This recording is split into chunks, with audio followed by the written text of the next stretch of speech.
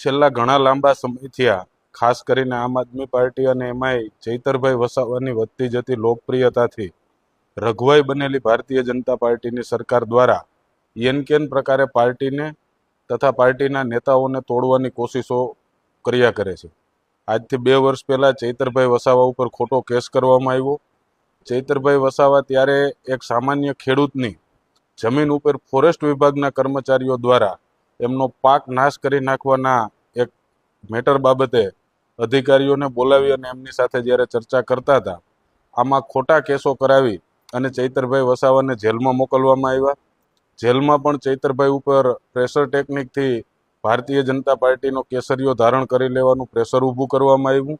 પરંતુ ચૈતરભાઈ વસાવા ટાઈગર છે અને એ આદિવાસીઓના હક માટે, બેરોજગાર યુવાનોના હક માટે સતત લડતા આવ્યા છે। ત્યારે ચૈતરભાઈ ડર્યા નહીં અને ઝૂક્યા નહીં।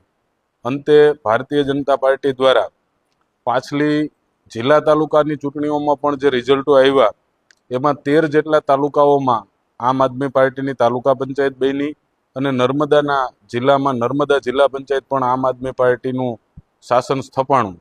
ત્યારે ફરીથી ચૈતરભાઈને ડરાવવા માટે એમનું ધારાસભ્ય પદ જોખમાં એ રીતે બોગસ કેસમાં એમને ફિટ કરી અને આજે ફરીથી એમને જેલ હવાલે કરવામાં આવ્યા છે। આગામી સમયમાં સમગ્ર આદિવાસી સમાજ, ગુજરાતના લોકો અને આમ આદમી પાર્ટી રસ્તાઓ ઉપર આવીને લોકશાહી બચાવવા માટે થઈ અને તમામ પ્રયત્નો કરશે। આ કેસમાં પણ કાનૂની પ્રક્રિયાથી કાનૂની રાહે જે કંઈ પણ થઈ શકે તે આ તમામ ઉચ્ચ ન્યાયાલયોમાં જઈ અને ચૈતરભાઈ નિર્દોષ છે અને નિર્દોષ સાબિત થાય એવા તમામ પ્રયત્નો આમ આદમી પાર્ટી દ્વારા કરવામાં આવશે।